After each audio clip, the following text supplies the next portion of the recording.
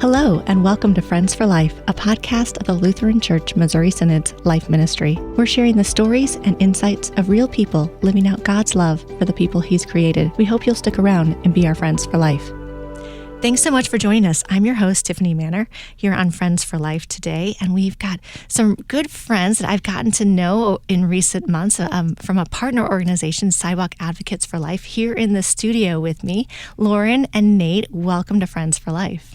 Please tell us a little bit about yourselves. Yeah, thanks so much for having us. We're so excited to be here. So I am from the great state of Texas, otherwise known as the Promised Land. So I always say that. Every Texan says that, right? But my name is Lauren Muzyka. I serve as president and CEO of Sidewalk Advocates for Life. In a nutshell, I'm an attorney who ended up in grassroots pro-life work, which is a whole other story in and of itself.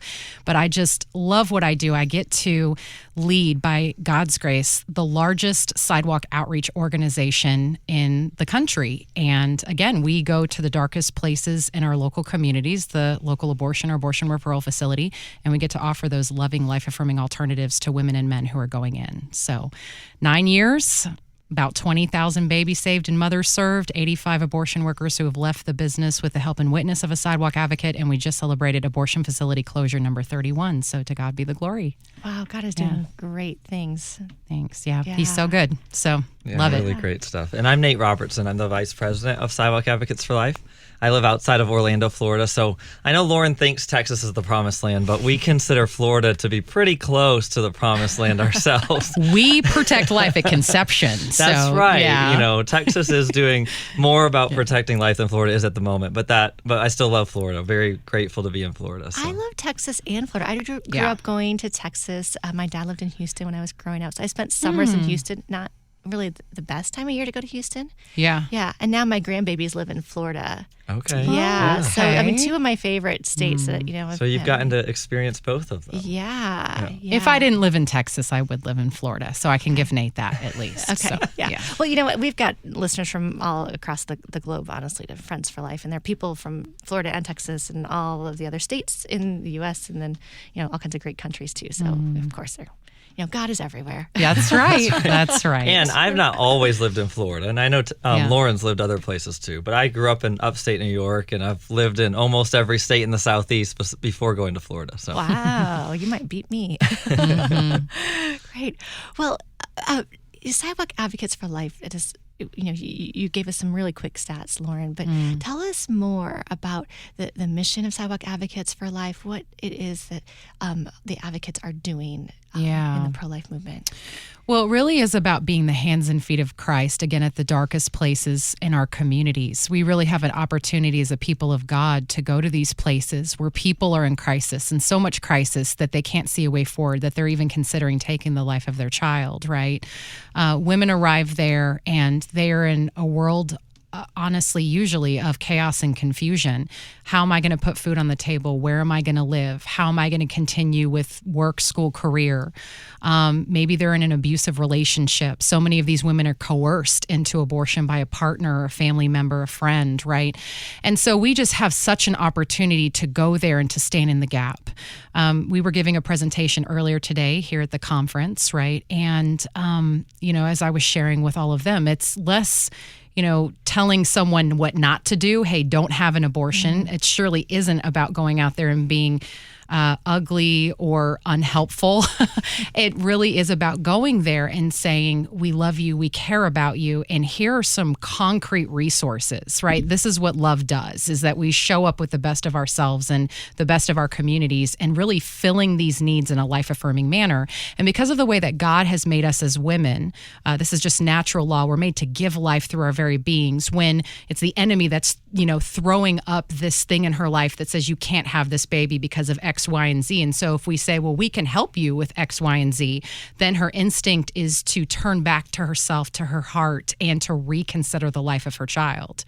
And so, sometimes we haven't even talked about baby or about faith quite yet, but just by speaking to her situation, we see so many women begin to cry and say, I didn't really want to be here in the first place. Or they'll say, I'm here ironically because I felt like I had no choice. So really what we're doing is we're going there and giving them a real choice. That's the beautiful thing about what it means in modern day to go to an abortion or abortion referral facility. Yeah. It's an important way of loving people and God's people coming around. And maybe they don't know anything about God, about Jesus and how he created them, created their child, valued them. But it's the arms of his people being the hands and feet of Jesus to be there and caring for those individuals. We talk a lot about compassion and Jesus' compassion that is given to us as his people, and how we share that with people in caring for them in body and soul. And sometimes that certainly comes first, but it's the gospel, that's been worked in us to allow us to love others in this way. And I don't even mean to necessarily tee this up, but what's so interesting is I came to the Sidewalk because of an invitation from the Interdenominational Brazos Valley Coalition for Life, an organization that birthed the very first 40 Days for Life campaign in Bryan College Station, Texas, the home of Texas A&M University. So I used to pray in Sidewalk Council outside former Planned Parenthood Director Abby Johnson's facility. So it was an invitation that got me to the Sidewalk. But what's so neat about Nate is he invited himself to the Sidewalk, which really, you need to tell at least part of that story, right? We were having dinner, and I don't want to spoil the story, but I think you need to take like a little bit to share. Yeah, we talk about how important it is to understand that we are trying to be the hands and feet of Jesus, that is what we are trying to do on the Sidewalk as we encounter people. And the first step to that, to getting people to the Sidewalk, is awareness about what's happening in their own local community. And so for me, I had lived in Louisville, Kentucky for almost 2 years. My wife and my son and I at that time had gone downtown to a spaghetti restaurant. And we'd parked on the street because it was Sunday and street parking was, easily accessible. And as we walked back to the car, I looked up and I said, it can't be. There can't be an abortion facility right here in my community, 20 minutes from my house, and I didn't even know it was here. Yeah. And so it was in that moment that I knew that something had to be done to make sure that I was involved and to bring more awareness. So that began a journey of me investigating what was going on in my community, what did it look like on the Sidewalk, what was happening, and how could I be involved, which led me just to show up on Saturday mornings and pray. Because at that point, Sidewalk Advocates for Life hadn't started. There wasn't really a comprehensive approach to training for people who felt called to be to the Sidewalk. So I would just go and pray. And I would pray with, all kinds of different Christians who were there and just kind of watch and observe and begin to try to figure out what to do, because I knew that there was a need that needed to be filled. And that's why so much of the time in the more recent past, I talk so much about awareness and accountability.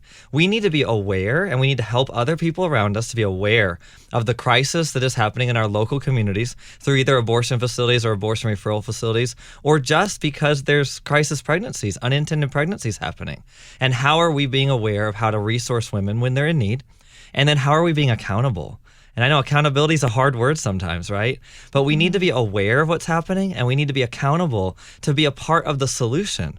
And so that kind of goes all the way back to what Lauren was talking about how important it is to frame the Sidewalk as being the hands and feet of Jesus, and not being mean to people, not being rude to people, not being aggressive to people, not condemning people, but showing them that there are other options, that there is another way, and that Jesus is wanting to use us to be his hands and feet, and so often in all of that, I talk to people about that in the Bible, the biblical examples of Jesus only yelled at people who were Pharisees or who were religious leaders or people who were typically trying to bring the hammer down on somebody else.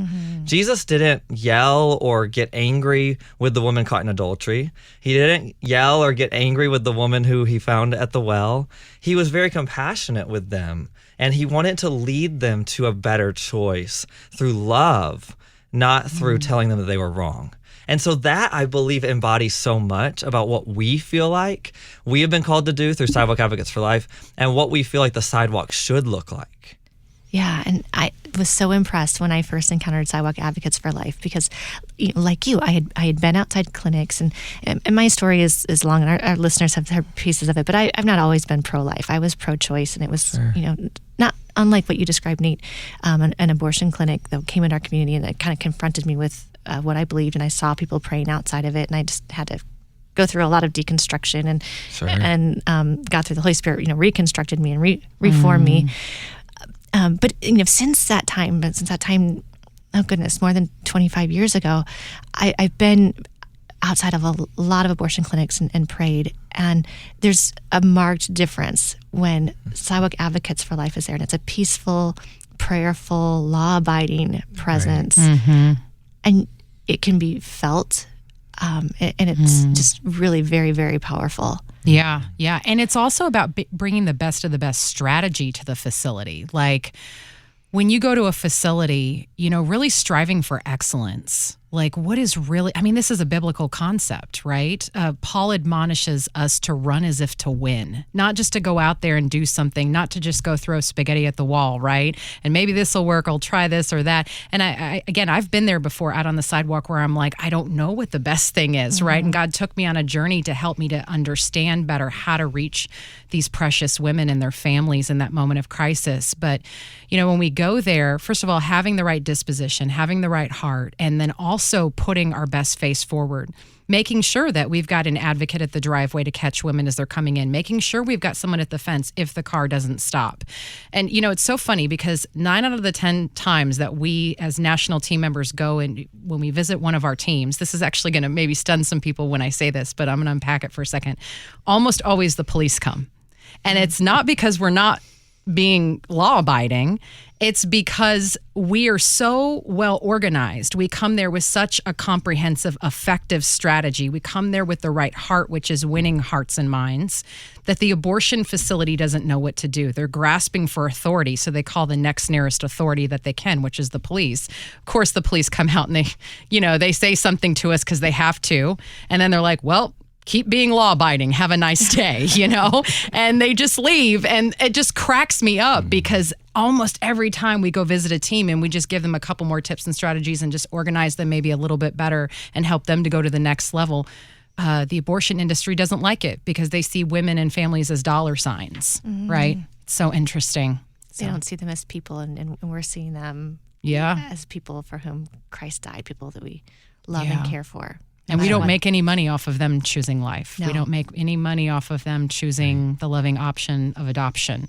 Every woman we win from one of these facilities is $500 plus out of their pocket, And people will tell us that. I still remember a mom in Tampa, Florida coming out and saying, wow, you were right, Miss Lauren. I walked in there and it was all about money. It was all about money. They wanted us to pay cash. They didn't even want to run our card. It's just so interesting, the stories you hear from people who have actually been inside and what they've experienced. Yeah. So this is fascinating thing about Sidewalk Advocates for Life as a national organization. There's a pretty fair number of abortion clinics and abortion referral facilities, and we can get to that a little bit more. But let's think of for our listeners, how is it that you're able to do this work nationwide, and really how people who are listening can get involved? Yeah. I thank God that many of us on the national team are nerds, like system nerds, business nerds, operation nerds. God uses all of those gifts, right? And so I think we have been asking ourselves hard questions about how do we scale and prospectively cover 777 facilities in post-war America. We're at about 235 plus right now and growing. There's 19 metro areas in the United States that have 9 plus abortion facilities. We've got New York with 87 in the metro area, all the way down to Atlanta, for example, with 9, these big areas with so many facilities that actually have 50% of the abortions in the United States. And so, really it's start or join, that most people are going to have a sidewalk advocate team in their backyard. So if they don't feel called to leadership, or maybe all the facilities are covered by one of our teams, they can, call our next nearest team and they can avail themselves of our 5-hour training. They sign a pledge of integrity and they get to the sidewalk. They take some hours, and it's just as simple as that, right? You get certified as a sidewalk advocate. And then there will be some people who will say, you know what? This facility that I drive by every day doesn't look like anyone's outside of it. Maybe God is calling me to start a team, and I can bring people from my church. I can hold a training in one of the empty rooms one Saturday morning, and we have it all ready for you, comprehensive training tools and full-time staff support, right? So we journey with you as long as, you want to be served by us. And our goal is to ensure that you feel like you're not alone. Just as you say to that woman on the sidewalk, you are not alone. We want these saints that we serve on the sidewalk we want them to know that they're not alone and that we are there to support them until they see their abortion or abortion referral facility close. And then for many of them, it's on to the next one after that happens, right? So it's just really a beautiful journey for us too. So I went through the training. It was actually a really enjoyable way to spend the Saturday. I mean, with a group of people, and then to be out on the sidewalk with them, serving alongside shoulder to shoulder and supporting one another. So I think it was really a valuable experience. I learned a lot. Yeah. We dive into some really interesting, novel, modern issues, right? Mm-hmm. Prenatal diagnosis, health and life of the mother. Rape and incest, how do we have a life-affirming response in these very precarious situations? How do you talk to the boyfriend, the mom, the friend who's coming with her? What do you do when the woman goes in and, you do see her coming out after her abortion? We always say we do all that we can to encourage a decision for life on the way in, but how do we be the first sign of God's mercy when she's coming out? Mm-hmm. How are we there for the workers, right? I mean, that's probably even the top challenge we deal with in the country is abortion center escorts, right? Mm-hmm. Nate leads our programs department, and that's probably I think the toughest thing is when you have these trained people by the abortion industry to try to, pull women away from us in conversation, to interfere in our conversation. Even physically, sometimes they're trying to get between us and the woman that we're serving. Again, we don't throw fire on fire. We don't get into any wrestling match with anybody out there, right? Sound bends around escorts, so we can still say something to her. We can still maybe slip her literature or a bag, but so these things pop up on the sidewalk, and people have questions, and this is why they need people to journey with them. Because the abortion industry is doing everything that they can to intimidate us off the sidewalk, and we just can't let that happen. Yeah, so. And I think that's what's so powerful about what we're able to offer to our local volunteers is that we do offer this comprehensive support. We want to make sure that they have what they need to be successful. We want them to know that they have, an arm to pull on if they need some additional strategy, that we want to continue to help them training and help them to continue to be effective, because we want to make sure that they are able to answer the call of God on their life fully. And so what does that look like? That looks like making sure that if they get discouraged, we're there to help them. If they're having a celebration, we're celebrating with them, right? Mm-hmm. But we want to make sure that they have what they need so that they are able to continue to do the work that they need to do in their local community. I can't be everywhere. I live in Orlando. I can't be in every city in America. Yeah. Lauren's in Dallas. She can't be everywhere. Our team is spread out across the country in an effort to be able to be a resource to many people, but we still can't be there. Mm-hmm. But we can help to equip, to train, to support, and to continue to make it effective for the local teams as they feel that support from a national organization. And we're just one phone call or email away, which is really great. In post-war America, we have now organized in our programs department, which advises those who are running a local team. We organized into kind of 4 quadrants of the United States. So Melissa has the Midwest, Elizabeth has the West, Susan has the Northeast, Linda has the Southeast, right? And so when you say yes to this mission, you get somebody to journey with you, and they're just a phone call or email away. And of course, you have the support of our entire national team. And there's probably about 5 of us that train and travel and actually go visit our teams. And so we try to get around the country pretty regularly. I'm on an airplane at least a couple times a month, right? Speaking or getting out to the sidewalk with one of our teams. So it's an important part of our ministry is to, just like Christ, it's the story of the incarnation. He showed up. Right. Yeah. And so if we're walking in his footsteps, we need to show up for these saints on the sidewalk who say yes. And that may be you. That may be you who are listening today. So how do they find you? I mean, I imagine there's this little thing called the internet I've heard of once or twice. Maybe you're there. I don't know. Yeah, so we have some really great ways for people to connect with us. People can connect with us directly at our website, sidewalkadvocates.org. There's great resources there. They can find out about how to start a location, how to apply. They can find out how to contact us if they'd like to have a call to just learn more. There's also a little short primer that we also offer people that can be found through our website.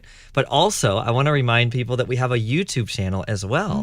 And so on our YouTube channel, we have a great amount of videos that people can watch to get a little bit, of what has been happening over the last 9 years. One of my favorite recent videos is from about a year ago when we went to Charlotte, North Carolina, and we were able to have a closing celebration for the abortion facility. That video. Yeah, that was closed very there. touching. I cried. Absolutely. I cried. That video was... it's a tearjerker. Yeah, it is. No doubt, because those are the moments that we all live for, right? To see that a community no longer has that abortion facility there. Now, Charlotte has other abortion facilities, but that facility, who had been doing abortions for over 20 years, was no longer open. It had closed down for good at the efforts of our advocates who are outside. And so getting to go there and be a part of that closing celebration and to document that for everyone to be able to go and see. So there's great stuff on our YouTube channel that I'd encourage people to check out. And there were 2 workers that used to work inside that facility that came to the closing celebration because they were won over through prayer and love. Like, you can't make this stuff up, We've actually been to a handful of closing celebrations where that's been the case.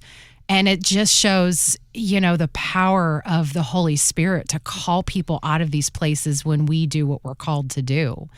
And it just never fails to speak to me personally, too. Like, I remember at the time going to that closing celebration in Charlotte, one of the things I was wrestling with was perseverance and prayer about a particular intention in my life, And I go there and I hear about these advocates who, like, in the face of these difficult abortion center escorts who were literally drawing satanic symbols around their feet, right? I mean, we even have TikTok footage from an abortion center escorts account. Now, we blurred out any identifying information or whatever. This was public information, right? Watching her hold up a sign that said pervert, pointing to one of our male advocates who was there in a spirit of peace, prayer, and love and just serving women, and you could just feel the spiritual battle out there. And they had no sign many days that they were having any effect on the facility.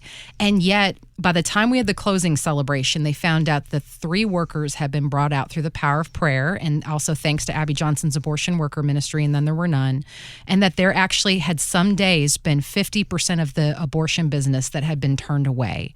And it was also because the center manager was so affected by the prayer, and of course ATTWN had been reaching into the clinic too, Abby's abortion worker ministry, ATTWN. All of this was moving her heart to the point that she would look at, the schedule that day of maybe 18 women. And if she noticed any sort of pause in that woman's consideration, she would tell them not to do it. And she would send them away. And so they said that the abortion center owner would come to her and say, hey, Alicia, I thought that we were supposed to have 18 women. Why are there now only 8? Wow. And she's like, I don't know, So, I mean, the advocates couldn't see it. They couldn't see it for so long, and it wasn't revealed to them until that celebration. And I just think that's so much how heaven's going to be, that we just can't see around us the effects of all the ways that we've said yes, but we do so in faith. And it's true many times that God does show us those victories right in front of our faces. But it just was even such a beautiful example that taught me what it meant to persevere in prayer, That's right. Beautiful. So, yeah. Well, let's talk for a minute about the changes that have been occurring since the Dobbs decision, reversing Roe v. Wade. And while we're seeing, so we're recording this in St. Louis, Missouri, in the Lutheran Church Missouri Synod International Center. There's no more abortions occurring in Missouri. But yet, I imagine there's still unexpectedly pregnant women in Missouri. Right. Struggling, some of them struggling. So what do you see happening now, and what do people need to know about what's changed? Yeah. Well, I didn't even mean to chuckle in response, but we were just talking about this before we hit record, right? That just because Roe has been overturned and the Dobbs decision is the law of the land and it was sent back to state legislatures to the people of every state, it doesn't mean unexpected pregnancy ended, right? Yeah. Especially in the abortion-restricted states. And so what we see right now is that there's 777 facilities, abortion and abortion referral facilities, about 700 abortion facilities, about 69 referral facilities. There's about 14 states that protect life. We've got about 36 to go. And still on the ground in these abortion-restricted states, we have what's called abortion-referral centers.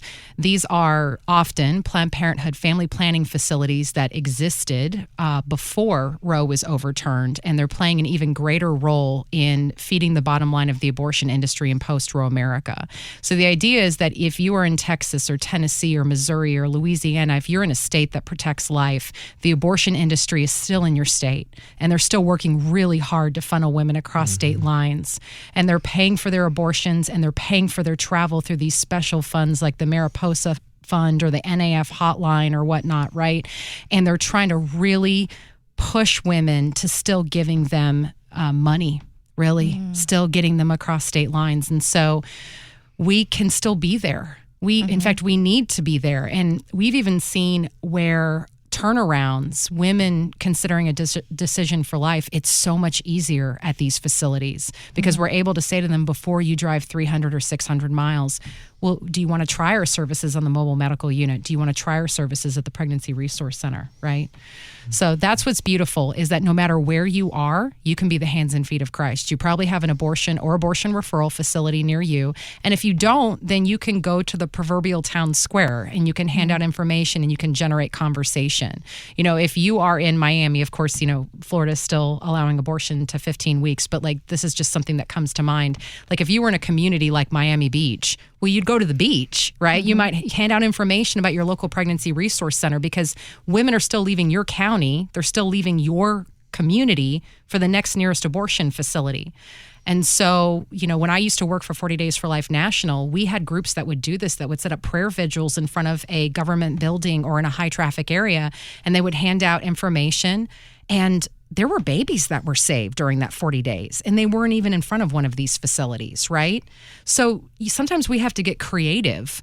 But again, even in some of these Texas cities like McAllen, Texas, down by the border near Mexico, you know, in my great state of Texas, right? We're hearing about women from McAllen, Texas, who end up in Albuquerque, New Mexico, or borderland in Las Cruces, New Mexico, Santa Teresa, New Mexico. And again, it's like if we can be there, we can intercept them before they make such an investment of time, energy, and money, and it's harder to turn them around at that point. Yeah. Wow, you've just given us so many great things to think about, ways to get involved. I so appreciate, you know, it's really anyone who's listening could get involved. Yeah. So say again your website so that people can find you. And, you know, here at the Lutheran Church Missouri Synod, we're so thankful to have partners, such strong partners in Sidewalk Advocates for Life, that we share this desire for the gospel of Jesus Christ to lead with love and compassion to reach women where they are, to help and serve them. So thank you for all you do. But how is it that people find you? Yeah, absolutely. So they can go to sidewalkadvocates.org and they can, you know, look at all the resources there on our website. They can also connect with us by sending an email to info at sidewalkadvocates.org if they'd like to go ahead and do that. And they can look at our YouTube channel, Sidewalk Advocates for Life. And we have a conference every year in Dallas, prolifeconference.com. Don't ask me how we got that URL. I'm still really excited about it. No one snagged that. prolifeconference.com. And it's going to be this year, October 6th through 8th, just 2 miles from DFW International Airport. And the theme this year is the sidewalk is everywhere, especially with the advent of mail order abortion causing drugs. You know, how can we be the hands and feet of Christ to our friend, to our neighbor, where, you know, they're not walking into one of these facilities. I mean, we're even getting ready to train a group of online sidewalk advocates for that very purpose, to be the hands and feet of Christ in a chat room, you know, or other places where women are online. We have got to keep up with the abortion industry because they are innovating like crazy to still make money off of women's crises. They are exploiting women who are in crisis. I mean, a great example is just a few miles from here in Granite City, Illinois. We're getting ready to hit the sidewalk tomorrow morning, and they say that women are coming from Louisiana and Mississippi, and they're so exasperated. They've driven all through the night. They don't know what to do. They didn't know that these resources were there in their backyard before they made the commitment to that drive. And still we're seeing women turn around. But if we can be salt and light in our home communities and we can reach these women before they make that drive, before they get on that airplane, then we have hope to save their lives and connect them immediately with abundant life, right? Yeah. Which is the goal. So that's what we often refer to, like loving in deed and in truth. Yeah, absolutely. Yeah. Well, thanks for joining us here, and thanks to our listeners for tuning in. If you liked what you heard, please leave us a review, and don't forget to click the follow, subscribe button so you don't miss out on upcoming episodes. New episodes drop twice each month. You can find us on Facebook and Instagram as Friends for Life LCMS. And finally, listeners, we want to hear from you. If you have an idea about a guest you'd like to hear from or a topic that you want talked about, email us at friendsforlife@lcms.org. Thanks for joining us. Friends for Life is a podcast that introduces listeners to life issues by introducing them to friends who stand for life.